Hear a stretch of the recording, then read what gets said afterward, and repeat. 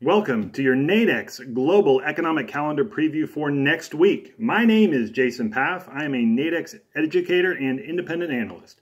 Let's get started on Monday in Australia. The Aussie, certainly a currency that has been closely watched over the last few weeks as the emerging markets contagion story has gained speed.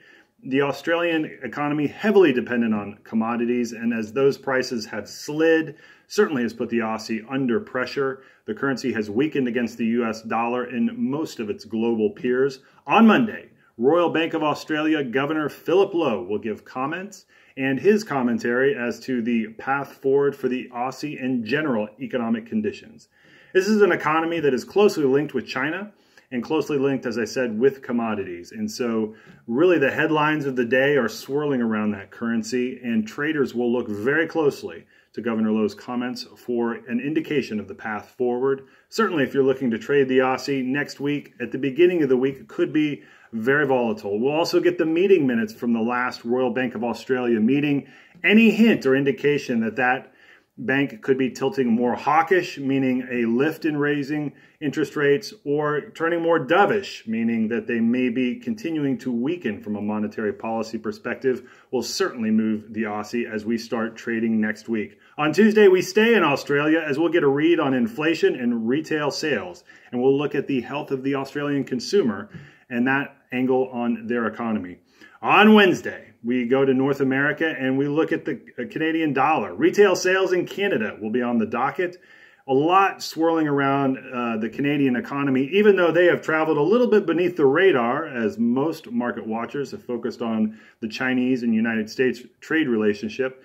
In Canada, as NAFTA is renegotiated, their relationship with the United States has certainly been under some question, and we will look at retail sales on Wednesday for an indication of the rest of the year with respect to the health of Canadian consumer, where that's trending, and whether that will help either strengthen or weaken the Canadian currency.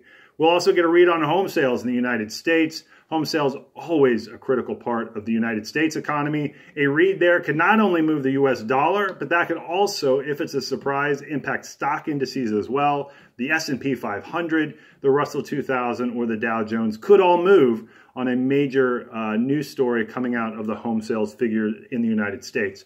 Also on Wednesday, every Wednesday, we get the oil inventory report from the Energy Information Administration. A look at oil inventories is always the main event in oil markets on Wednesday. That'll give us an idea if oil is moving in a more bearish direction, meaning inventories are building and we have more supply than we need, or a more bullish direction, meaning inventories are draining and demand is picking up. Make sure you check out the EIA inventory results on Wednesday if you're interested in trading oil, or maybe you have a position in oil and you're looking to hedge some risk. Certainly a Nadex spread or binary option might be a strategic alternative to allow you to do that in a capped risk environment. We'll also get meeting minutes from the FOMC on Wednesday. The Fed always front and center and in the crosshairs globally. And the latest round of meeting minutes will certainly be parsed by market watchers, analysts, and traders as we gain an indication of whether or not there will be one rate hike or two through the rest of 2018 from the Fed.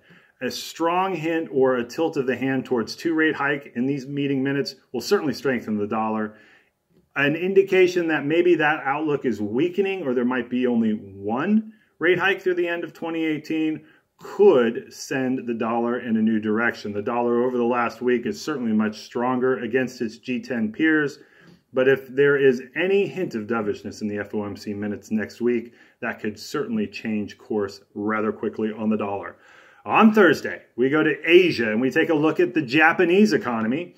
The economic index will be released on Thursday in Japan during their normal trading hours. We'll also look at inflation in Japan. There are a few economic numbers over the last year that have been dealt with as much speculation and at times consternation as inflation in Japan. A decade of easing and easy monetary policy in Japan has not done much to lift inflation, and certainly rising inflation would be something that would not only lift the yen, but give an indication that there is stronger economic growth on the way for Japan.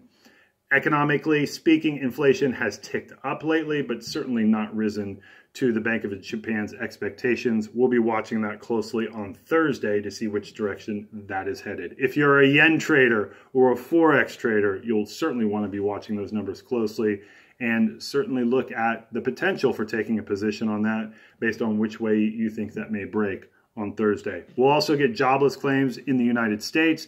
That's an opportunity for you to take a position on the number of jobless claims through a Nadex event binary, or again, you could look to the stock indices if you think there might be a surprise, as a surprising number, either higher or lower in the weekly jobless claims could be something that impacts equity prices in the United States as well.